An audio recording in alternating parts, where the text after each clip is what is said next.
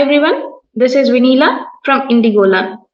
I'll be your mentor in your ACCA knowledge level paper BT, and I'll be helping you in your journey of becoming an ACCA professional through Indigolan. So, through these videos, I'll be explaining you very important topics and a bit difficult topics in your business and technology paper. So, the today topic we'll be discussing is stakeholders conflict, which is a part of your stakeholders in an organization chapter. The source we'll be referring is Kaplan. If you want, you can refer through BPP also, but the concept remains the same. So, before starting about stakeholders conflicts, first you have to know who is a stakeholder and what is conflict.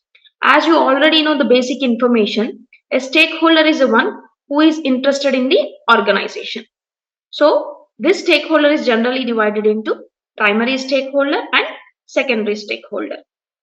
Stakeholder is divided into primary stakeholder and secondary stakeholder. Who is a primary stakeholder? The stakeholder who had direct relationship with the company can be called as primary stakeholder, and the one who has indirect relationship with the company can be called as secondary stakeholder. Again, this primary stakeholder is divided into two types: internal stakeholder and connected stakeholder. So, who is this internal stakeholder? The one who is within the organization or inside the organization can be called as internal stakeholder. The best examples for it: employees and board of directors. Then, who are these connected stakeholders? Connected stakeholders are the one those who have relationship with the company through a contract. Those people will be called as connected because they are connected with us through a contract. So, who are these connected stakeholders?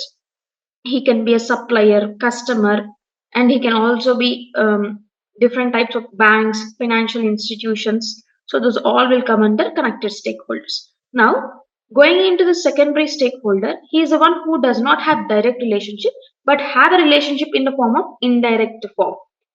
So in this secondary stakeholder, you have external stakeholder. One type, it is external stakeholder. Who is an external stakeholder? External stakeholder is the one who is not directly related with the company but can be influenced by the company or can influence the company's activities. Such stakeholders will be called as external stakeholders. The best examples for them is government, trade unions, community at large, and environmental pressure groups. So I thought that you got a basic idea who is a stakeholder. Now, what is conflict? Conflict is nothing but when there was a difference between two people's ideas or two people's needs, when they does not match with each other, then you simply call it as a conflict. Because they are not matching with each other, we call them as conflicts. So, what is this overall word? Stakeholder conflict. Stakeholder conflict is nothing but when two stakeholders or more than two stakeholders needs are not matching with each other, then an issue arises between them. That issue will be called as stakeholders conflict. The issue is whose needs has to be satisfied, whose needs has to be given priority. So that situation will be called as stakeholders conflict situation in the organization. See here in this table, you can see the most common conflicts where the conflict can be between employer and manager. So employer manager, employee always wants when there was a profit in organization, increase in his wages or increase in his position. But what manager wants is he wants bonus. He wants bonus for his work. So what customer expects is product quality. What shareholders expect is profits or dividends. What general public expects is environmental protection. What shareholders expect is profits and so different people have different needs and they're not matching with each other. Thus, it relates in conflict. As it is between the stakeholders, we'll call it as stakeholders conflict. So, first of all, you have to understand that when there was a conflict, there has to be a solution to resolve that conflict also. So, how you are going to resolve this conflict? So, in order to resolve this conflict, a person came with a theory which will be called as Mendelow's power interest matrix. That means that he is trying to resolve the conflict between the people using power and interest. So he'll check who has more power in the organization and who has more interest in the issue that was raised in the organization. Depending upon the power of the stakeholder and depending upon the interest in the issue, we will be deciding who will be the dominant stakeholder in the issue and whose needs have to be satisfied. So this was a very important and very interesting matrix that was given by Mendelow. It is important for your examination. Here for this matrix, you can get a direct question or a question can be through a case or like an example. He'll relate you with an organization situation and he'll give you different types of stakeholders and ask you who is an important person here, who is a dominant stakeholder in this situation. So just let's move into the important topic of this matrix, actual concept. So this is the actual concept that was involved in Mendelow's power interest matrix. So he has divided the chart into level of interest and level of power a stakeholder has. And level of power can be either low or it can be either high. That means low power or high power. And interest can be low interest in the decision and high interest in the decision. And the power is low power in the organization or high power in the organization. Let's see one by one. We'll get 4 alternatives. First one is low power and interest, low power, low interest. This is a situation when a stakeholder has low power in the organization and he has low interest in the organization. Just put minimal effort for him. Just don't give an importance to the person or the issue. Just give a minimal effort so that he will not feel that he was left out in the whole process. Just put a minimal effort. Next one is low power and high interest. Actually, your power is low in the organization, but the decision regarding which we have conflict, you have high interest in the decision. So as you does not have power, you cannot decide the issue. So when we will be deciding as a management of the organization, but we have to do that point is we have to keep you informed about the issue because you are interested in it. As you are interested in it, we can't keep you overall aside from the issue, or we can't put just a minimal effort. We have to keep you informed about the decisions we are taking because you are interested in the conflict and your interest is high. But you are not allowed in decision making because your power is low. Next one is high power, low interest. You have high power in the organization, but your level of interest in the decision is low. So what we do is we'll keep you satisfied because as you are having high power, we have to satisfy the person who is there in that level. And the last one is high power, high interest. This one is an important stakeholder in this overall decision making, overall conflict situation. He is a person who will called as key player of the decision. You have to consider him and his needs, and he will be the dominant player in overall conflict situation, overall decision making process. So simply understand, Mendelow is giving you a matrix which is based upon the power of an individual or a stakeholder in the organization and level of interest he has in the decision or the conflict. So when you have low power and low interest, it will be minimal effort. When you have low power and high interest, you will be keeping informed about the decisions taken. When you are high power and low interest, you will be will make you to at some extent will make you satisfied. And high interest and high power and high interest, you will become a key player and the dominant player of the overall conflict. He is a person who is important in this overall decision making process. So using this theory, you will try to resolve the conflict that was arised between the stakeholders. You will try to plot the people in these boxes, and the person who comes in this fourth box, that person will be given importance. So let's move further and see how you know about from where you get to know which stakeholder has how much power. You can just get this information through different sources that were there in the organization. So what were those different sources? The sources of stakeholders' power include hierarchy. By knowing the hierarchy, managing director, he will be highest power. The labor working in manufacturing unit, he'll be having less power. Through hierarchy levels also, you can understand the stakeholders power, and the control and of the environment, the knowledge, contact and influence of the environment can be source of power if they're able to reduce uncertainty experienced by others. So the control of the environment, how well people are controlled, what type of influence that was there by the stakeholder in the organization, what knowledge level he has in the organization, all this can be helping you to know how much power that stakeholder has. So, what finally you have to understand is this point is you have to remember. It should be noted that in reality, manager needs to consider the needs of as many stakeholders as possible. Just the people who are coming in the key place, just not them you have to consider. But in reality, coming out of the theoretical concept, in reality you have to consider as many stakeholders as much as possible.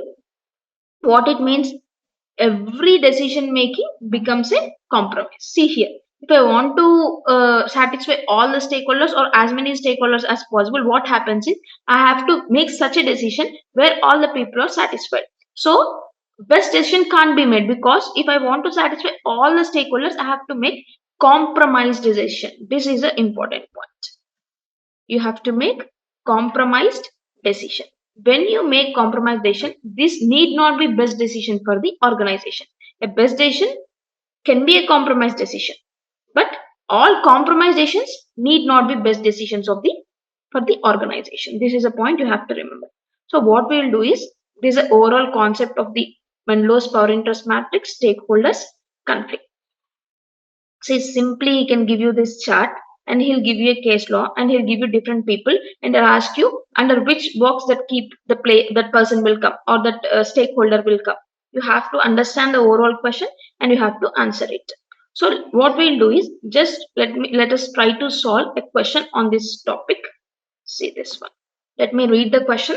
Chop Limited is a forestry business which leaves several large woodlands from the central leases several large woodlands from the central government of country Z.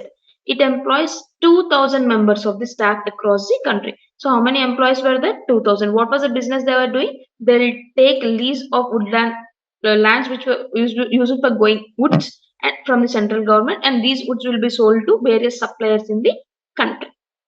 So CHOP supplies over 300 small businesses with woods across the country. They have taken lease of woodlands. So using this, what they will do, they'll take this wood and they'll supply to different suppliers of who are running small businesses. However, recently its profitability has become poor. That means its profitability has decreased and it is struggling to pay any dividends. So as that is not paying dividends, what it has happened is it angered the company's three shareholders who each own around 20% of CHOP's private share capital. See here, 3% are there who each is owning 20% and 20%. Totally, three people are holding 60%, and remaining people are holding 40%. And there are many people, large group are holding 40, but only three are holding 60%.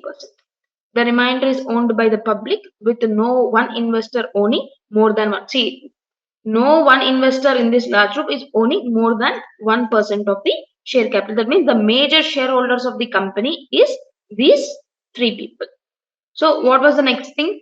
What happened to these three main shareholders is they become angered, and what they were saying is the three main shareholders have asked the board of directors to consider making 200 employees redundant. What is meaning of redundant? When you does not need these employees, you will ask them to leave the organization, ask them to go out of the organization, simply removing the people because they no more needed for the organization.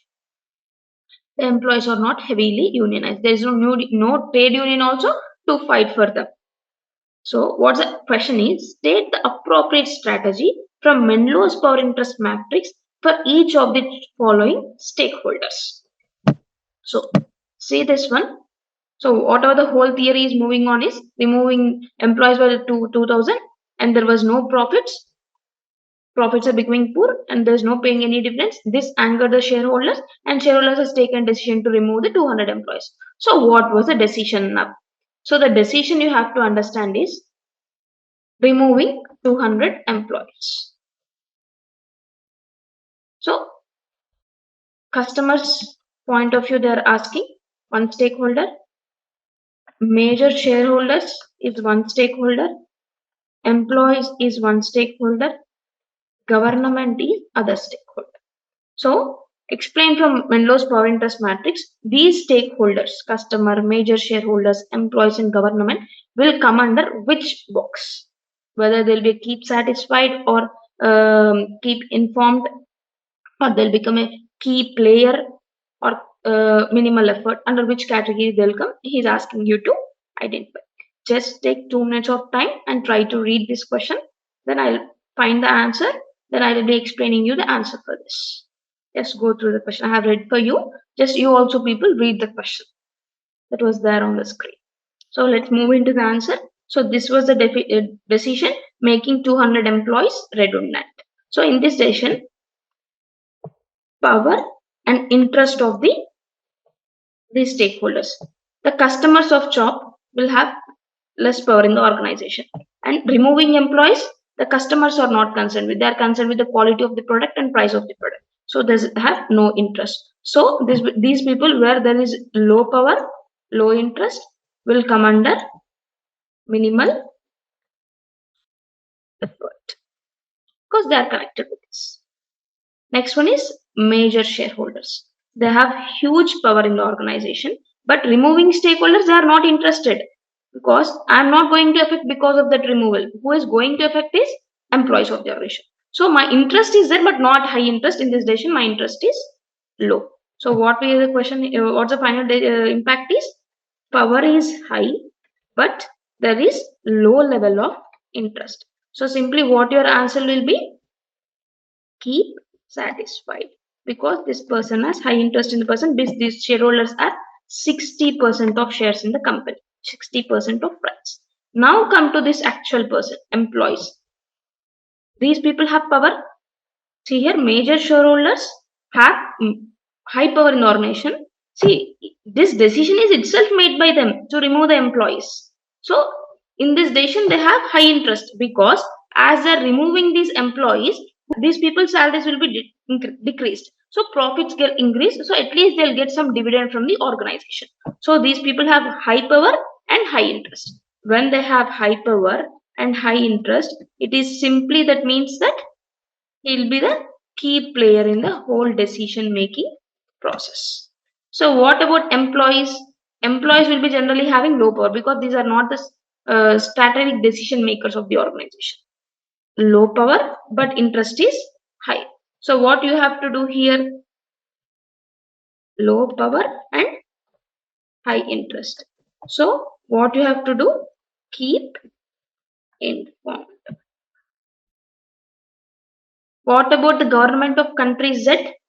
Government will have high power, but less interest because a private organization you are asking you want to remove your employees and it redundancy is a valid way of removing the employees. So what here as they are having high power, you have to keep them satisfied. So this is how you can get a question in the exam. Ensure that you are reading the question properly, and what you have to make sure that just learning the concept is not enough. You should have the ability to use that concept in the questions. So this is what the end of the stakeholders conflict topic and Mendelow's power interest matrix. I hope through this video your concepts are clear with this topic. If you have any bit confusion, try to listen the video again so that your confusions will be cleared. So next time we'll come with another topic which will be more interesting topic along with a bit difficult topic which I'll be making you easy for you. Thank you everyone.